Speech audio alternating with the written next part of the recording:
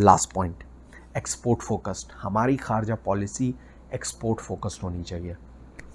हमारी import export, again खारजा policy में हमें सिर्फ डिफेंस जहन में आता है, बट हमारा अगेन सारी गेम इकोनॉमी की है। अगर हमारी इंपोर्ट्स बहुत ज़्यादा हैं, एक्सपोर्ट्स बहुत लो हैं, we will keep going, we will creating a gap in our GDP. हमारी टोटल इकोनॉमी के अंदर गैप होता रहेगा। हमने कहाँ से पैसे वापस, हम कहते हैं कर्जे हमने वापस करने हैं, कहाँ से कर्जे वापस करने हैं, पैसा आ कहाँ से रहा है? पाकिस्तान में एक पैसा गोल्ड घूम रहा है, इन कहाँ से हो रहा है पैसा? तो जो घूम रहा है घूमने दो, ठीक है, वो लोगों की इकोनॉमी के लिए है कि एक रोटी वाला बना रहा है, ठीक है, वो आटे वाले को गया, आटे वाले का पैसा किसी के पेट में गया, घूम रहा है पैसा। अब वो इन कहाँ से होगा पैसा जिससे आपने कर्जा उतारना है? वो आपका इंपोर्ट है, इंपोर्ट एक्सपोर्ट है। अपनी इंपोर्ट कम करें, अपनी एक्सपोर्ट ज़्यादा करें, वाहिद तरीका है कि आपको पैसा कम बाहर भेजना पड़े, सेविंग हो गई, प्लस एक्सपोर्ट बढ़ाएं और पैसा आ गया। अब इस पैसे को अपना कर्जा उतारने के लिए यूज़ कर लें। तो इसके लिए हमें अपनी एक्सपोर्ट फोकस्ड खारजा पॉलिसी बनानी है। आपके अगेन मैं जिस वक्त पार्टीज़ के मैनिफेस्टो देख रहा था, तो पीटीआई की पोर्टफोलियो के अंदर, मैनिफेस्टो के अंदर था कि हम अफ्रीका की मार्केट्स, हम लैटिन अमेरिका यानी साउदर्न अमेरिका की जो स्टेट्स हैं उसके अंदर, और ईस्टर्न एशिया यानी थाईलैंड, सिंगापुर, इन मार्केट्स के अंदर देखेंगे कि हम अपनी एक्सपोर्ट्स को कैसे इंक्रीज़ कर सकते हैं। यानी डिफरेंट मार्केट्स देखें, जिन कंट्रीज़ के साथ हमारे इतने को लिंक्स नहीं है उन मार्केट्स को एक्सप्लोर करें। सो बहुत अच्छी बात है, हमें डिफरेंट मार्केट्स देखनी चाहिए। अब आपका जो लेट्स से कटलरी इंडस्ट्री वाला है, वो कटलरी तो बना रहा है, लेकिन he needs venue, he needs guidance कि अच्छा मैंने अब वो बेचना कैसे है, बेहतर कैसे बेचना है। हमारे एग्रीकल्चर वाले ने प्रोडक्ट बना ली, उसे बेहतर कैसे, उसे पैकेजिंग कैसे बेहतर करनी है, उसे बाहर भेजना कैसे है, that guidance needs to come from the government. वो गाइडेंस नहीं है। मैं यहाँ पे देखता हूँ कि हमारा खजूर आती है फॉर एग्जांपल, तो खजूर की इतनी प्यारी पैकेजिंग होती है, हम वो उठा लेते हैं, लेकिन वो packaged in Saudi Arabia, Pakistan की इतनी अच्छी खजूर है, पैकेजिंग प्रॉपर नहीं है, वो थोक के दाम बिक रही है। तो ऐसा नहीं होना चाहिए। यहाँ पे खजूर महंगी है, आपको अजीब लगेगा, लेकिन सऊदी अरेबिया के अंदर खजूर महंगी है because they package it properly, सिर्फ पैकेजिंग से आपकी। तो इस तरह की कितनी ही चीज़ें हैं, मैं हर इंडस्ट्री के ऊपर नहीं जा रहा, लेकिन ये आपकी एक्सपोर्ट पॉलिसी का पार्ट होनी चाहिए, जो कि आपके खारजा पॉलिसी से लिंक्ड है, जो कि अगेन आपके जो डिफरेंट मुल्क के अंदर, डिफरेंट ममालिक के अंदर लोग बैठे हैं, वो आपको गाइडेंस दे सकते हैं। मिनिस्टर्स बैठे हैं, आपके एम्बेसडर्स बैठे हैं, कि उनका एम्बेसडर बैठे कर क्या रहे हैं, उनका काम ही यही है कि वो डाटा कलेक्ट करें, कि इस कंट्री के रिलेटेड वो स्टडी करें कि इस कंट्री के मुल्क के अंदर आपका इंपोर्ट क्या हो रहा है, उस इंपोर्ट के अंदर हम क्या सपोर्ट कर सकते हैं, किस चीज़ की यहाँ पे मार्केट सबसे ज़्यादा है। Send that guidance back to the America, to Pakistan, कि अच्छा यहाँ पे अमेरिका के अंदर इस चीज़ की रिक्वायरमेंट सबसे ज़्यादा हो रही है, इस चीज़ की मार्केट है, लोगों को इंक्लाइन करें। अमेरिका ये आपने भेजना है, ये प्रोडक्ट्स नहीं भेजनी, ये प्रोडक्ट्स वो जो फ्रांस में बैठा है वो आपको भेजेगा इंफॉर्मेशन एम्बेसडर, कि जी फ्रांस को ये प्रोडक्ट्स दे देंगे, ये प्रोडक्ट्स तो यहाँ पे चलेंगी। तो ये गाइडेंस होनी चाहिए आपके एम्बेसडर्स के थ्रू, आपकी एक्सपोर्ट पॉलिसी के थ्रू। बहरहाल ये पार्ट होता है। लास्ट में मैं थोड़ा सा एक कंपैरिजन करना चाहूँगा, एक्सपोर्ट पॉलिसी का पार्ट नहीं, लेकिन बड़ा डिस्कशन होती है कि जी हमें पीछे से इंपोर्ट एक्सपोर्ट के थोड़े से स्टैट्स, ये स्टैट्स मैंने कहाँ से लिए हैं, ये ग्राफ मैंने आपकी स्क्रीन पे, अब ग्राफ में दिखा दूँ, ये ग्राफ मैंने जनरेट किया है बेस्ड ऑन डाटा। ये आपका सारा डाटा इंटरनेट के ऊपर अवेलेबल है। स्टैटिस्टिक्स बोर्ड है पाकिस्तान का, जो कि डिफरेंट किस्म के स्टैट्स इकट्ठे करता है फॉर डिफरेंट थिंग्स। सो उनका सारा डाटा नंबर्स के अंदर होता है, लेकिन वो नंबर्स लोगों के लिए अंडरस्टैंड करने थोड़े से मुश्किल होते हैं, तो मैंने कहा उसको मैं ग्राफ की सूरत में दिखा दूँ। क्योंकि एक सबसे बड़ा क्लेम आता होता है लोगों का कि जी मुझे पॉलिटिशियंस का, कि जी हमें तो मुल्क ही बड़े बुरे हालात में मिला, तो हम बेहतर क्या कर लेते। तो लेट्स सी कि आपको मुल्क किस हालत में मिला और आपने किस हालत में छोड़ा। आपको ठीक है, पुराना जो भी हुआ, आपने क्या इम्प्रूवमेंट कर ली, लेट्स सी दैट। सो अगर उन स्टैट्स को देखना शुरू करें हम, तो आपका सबसे पहले हम ज़्यादा दूर नहीं जाते, परवेज़ मुशर्रफ के दौर से शुरू कर लेते हैं। तो जिस वक्त आपका ये जो ऑरेंज लाइन है ये बेसिकली आपकी हैं इंपोर्ट्स। तो ideally imports should be less than आपके इंपोर्ट से कितना पैसा खर्च हो रहा है। तो imports should be ideally less than your exports. Left side में जो आपकी वैल्यूज़ हैं वो मिलियंस ऑफ डॉलर्स के अंदर गिवन है। तो आपकी एक्सपोर्ट्स और इंपोर्ट्स नियरली इक्वल थी जिस वक्त मुशर्रफ ने अपनी हुकूमत टेक ओवर की थी एज अ जनरल, और थोड़ा सा ही डिफरेंस था। अगेन आइडियली तो इंपोर्ट नीचे होनी चाहिए, लेकिन हमें पता है कि एक्चुअल सिचुएशन ये नहीं थी। इंपोर्ट्स हमारी ज़्यादा थी, हम ज़्यादा पैसा बाहर भेज रहे थे और अपनी एक्सपोर्ट से कम पैसा कमा रहे थे। तो already we are going in deficit. But situation क्या हुई, आहिस्ता आहिस्ता बुरी होनी शुरू हो गई। Once he came into the political power rather than being a general, rather than a martial law, उस वक्त हालात बहुत ज़्यादा आपके बिगड़ गए।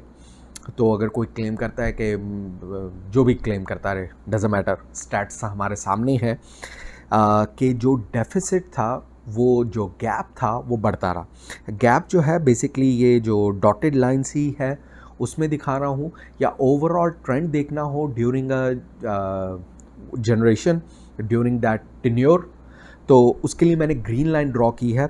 तो that represents the gap between imports and export. तो आपका जो गैप था नियरली $1000 मिलियन था जिस वक्त मुशर्रफ ने ली।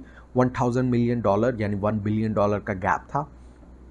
$1 बिलियन से आपका गैप जंप करके कितना ऊपर चला गया, आपने वो देख लिया इस ग्राफ के अंदर कि हमारा गैप, ग्रीन लाइन जो नज़र आ रही है, वो बहुत ज़्यादा इंक्रीज़ हो गया। तो जिस वक्त जरदारी को हुकूमत मिली, ही वॉज राइट कि हुकूमत बड़ी बुरे हालात में मिली, क्योंकि वो अगर पुराने से कंपेयर करे तो हाँ, वो गैप कम करना चाहिए था।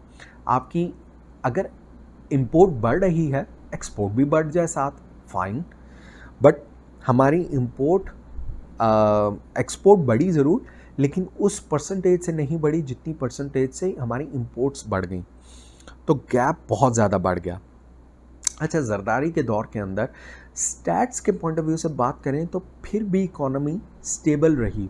लोग जो मर्ज़ी कहते रहें, हम नंबर्स की बात करें तो जरदारी ने फिर भी जो इंपोर्ट एक्सपोर्ट के स्टैट्स हैं, बाकी स्टैट्स की बात नहीं कर रहा, सिर्फ इंपोर्ट एक्सपोर्ट के, तो इवन दो इंपोर्ट्स बढ़ी लेकिन साथ साथ एक्सपोर्ट्स भी बढ़ी। तो जो ओवरऑल गैप था, it was nearly stable by the time he left it. So उसके इनिशियल दौर के अंदर एक्चुअली वो गैप थोड़ा सा रिड्यूस हुआ, जो कि आपको ग्रे लाइन में नीचे जाता हुआ नज़र आ रहा है, and then it increase again a bit during the last years of his tenure. और लेकिन ओवरऑल सेम जगह पे, जहाँ जिस कंडीशन में उसने मुशर्रफ से हुकूमत ली थी, उसी कंडीशन में उसने आगे नवाज शरीफ को हुकूमत दे दी। सो उस पीपीपी के ऊपर उस चीज़ का नहीं जाता क्लेम कि उन्होंने कोई इकॉनमी को बहुत ज़्यादा तबाह किया। फिर आता है नवाज शरीफ का दौर। हम 2014 की बात कर लेते हैं। 2014 में नवाज शरीफ जिस वक्त आया, तो उस वक्त से उसके एंड तक सिर्फ और सिर्फ इंपोर्ट्स में इंक्रीज़ और एक्सपोर्ट्स में डिक्रीज़ आया। Nothing good happened. इतना ज़्यादा गैप किसी और दौरे हुकूमत के अंदर नहीं प्रोड्यूस हुआ जितना गैप PMLN के दौर के अंदर प्रोड्यूस हुआ। आई डोंट नो कि किस बेसिस के ऊपर वो स्टैट्स कहते रहते हैं कि हमने इकोनॉमी को कंट्रोल किया। Doesn't matter, the numbers show कि आपकी इंपोर्ट एक्सपोर्ट की क्या सूरत हाल थी। तो और मुशर्रफ के दौर में भी मैं एक बात कह दूं, मुशर्रफ के दौर में भी इतना बुरा हो जाना था अगर आपकी US एड ना आती। एक्चुअली उसके दौर के अंदर US एड आ गई थी एज एन इम्पोर्ट, जिसकी वजह से वो थोड़ा सा ग्राफ बेहतर रहा, वरना ये हालात और भी बुरे होने थे। बहरा काफ़ी बुरे हालात में उसने 2018 के 2019 के अंदर इमरान खान को वापस हुकूमत की। इमरान खान के बाद जिस वक्त हुकूमत आई तो उस वक्त आपका गैप सबसे ज़्यादा था, और उसके बाद इमरान खान के पहले 2 ईयर्स के अंदर वो गैप बहुत कम किया गया, बहुत कम किया उसने, और आपकी imports reduced a lot, exports ज़्यादा नहीं बढ़ी। अगर PTI क्लेम करती है कि हमने एक्सपोर्ट्स बढ़ाई, नो, लेकिन उन्होंने इंपोर्ट्स पे काबू किया, which was a good thing. Imports पे काबू करके अपने सेल्फ रिलायंस के ऊपर गए, तो गैप ऑटोमेटिकली कम हो गया और उस पैसे से वो कुछ कर्ज़े उतार सकते थे, पैसा अपने लोगों पे खर्च कर सकते थे, वो पैसा अवेलेबल हो गया लोगों के लिए। आगे वो जैसे भी यूटिलाइज़ हो, लेकिन पैसा अवेलेबल हो गया। अच्छा, उसके बाद जिस वक्त आपका फिर एक इंक्रीज़ आता है इंपोर्ट्स के अंदर, और वो इंपोर्ट का इंक्रीज़ हो या बेसिकली कॉस्ट का इंक्रीज़ हो, वो बेसिकली है फ्रॉम 2020 टू 2021। और उसके अंदर कोविड का एक बहुत बड़ा पार्ट भी है कि कोविड की वजह से, इन्फ्लेशन की वजह से ओवरऑल आपकी ऑयल प्राइसेस बढ़ी पूरी मार्केट, पूरी दुनिया के अंदर, और उसकी वजह से वो इंक्रीज़ आया। But overall by the end of 2021, जिस वक्त आपकी हुकूमत के बिल्कुल ख़त्म होने वाली थी, he overall decrease the deficit between imports and export. उस वक्त एक्सपोर्ट्स बढ़ गई, ऑयल की प्राइसेस इवन दो इंक्रीज़ होनी शुरू हो गई, तो आपकी इंपोर्ट की कॉस्ट बढ़ गई थी। इंपोर्ट चाहे ओवरऑल कम थी, लेकिन उसकी कॉस्ट बढ़ गई थी ड्यू टू ऑयल कॉस्ट और इन्फ्लेशन की वजह से। लेकिन उस वक्त इमरान खान ने उसको काउंटर कैसे किया था कि अपने मुल्क की भी एक्सपोर्ट्स बढ़ गई थी, तो पाकिस्तान अपनी एक्सपोर्ट से भी ज़्यादा कमाना शुरू हो गया था, तो एक्सपोर्ट्स अपवर्ड ट्रेंड के ऊपर थी। तो जिस वक्त हुकूमत ख़त्म हुई, तो उस वक्त ओवरऑल जो गैप था वो डाउनवर्ड ट्रेंड की तरफ था। गैप की ग्रीन लाइन की बात करें तो वो एक डाउनवर्ड ट्रेंड की तरफ था। तो इंपोर्ट एक्सपोर्ट जो थी उसका ट्रेंड डाउनवर्ड जाना एक अच्छी बात है कि आपका गैप कम होता जा रहा है ऐसा ऐसा। Again it might not be fixed in 1 year, it will take many years to fix the overall issue, but जिस वक्त अगर नंबर्स की बात करें तो जो गैप था 37 मिलियन के ऊपर उसने शुरू किया था। 37 मिलियन का इंपोर्ट एक्सपोर्ट के अंदर डेल्टा था, यानी every year we were paying 37 million extra than our exports to import other stuff. लेकिन जिस वक्त इमरान खान की हुकूमत ख़त्म होती है तो 37 की जगह वो 31 मिलियन बेसिकली यूज़ कर रहे थे डेल्टा, उन्होंने कम कर दिया था, तो यानी 6 मिलियन ईच साल कम कर चुके थे। सो बहरहाल दरमियान में जो कम हुआ वो तो 23 मिलियन, मिनिमम 23 मिलियन के गैप पे भी गए थे, बट ओवरऑल एक अच्छा ट्रेंड था जो कि उस वक्त चल रहा था। तो ये बेसिकली आपके कुछ वो स्टैट्स हैं जो कि इंपोर्ट एक्सपोर्ट से रिलेटेड है, तो स्लाइटली रिलेटेड टू खारजा पॉलिसी के आपके इंपोर्ट एक्सपोर्ट के स्टैट्स। और क्योंकि हम डिफरेंट पीटीआईज़ की डिफरेंट पॉलिसीज़ की बात कर रहे थे, मैनिफेस्टोज़ की बात कर रहे थे, तो मैंने कहा कि मैं ये स्टैट्स भी आपके दिखा दूँ। लास्ट चीज़ ये कि जिन दो पार्टीज़ के मैनिफेस्टो सबसे ज़्यादा वीक थे, मेरे ख्याल में मैंने उन दो मैनिफेस्टोज़ की इस पूरी डिस्कशन के अंदर बात ही नहीं की, वो पीएमएलएन का मैनिफेस्टो था और पीपीपी का मैनिफेस्टो था। क्योंकि मतलब पीपीपी का मैनिफेस्टो 100 पेजेस का वो मैनिफेस्टो था, लेकिन उसके अंदर सवाई ये कि भुट्टो ने ये कहा, बेनज़ीर ने ये कहा, लेकिन क्लियर चीज़ कि आपका मैनिफेस्टो है क्या, व्हाट विल यू डू, वो क्लियर नहीं लिखा हुआ। सेम गोज़ फॉर पीएमएलएन, उसके अंदर कुछ ये तो लिखे हुए हैं कि हम किस चीज़ में इम्प्रूवमेंट करेंगे, but overall what is your policy वो नहीं गिवन। तो फॉर एग्जांपल पीएमएलएन का इतना वो ओपन सा है कि हम चाइना के साथ रिलेशन बेहतर करेंगे, अमेरिका के साथ बेहतर करेंगे, इस कंट्री के साथ बेहतर करेंगे, उस कंट्री के साथ बेहतर करेंगे, but actually what will you do वो नहीं लिखा हुआ।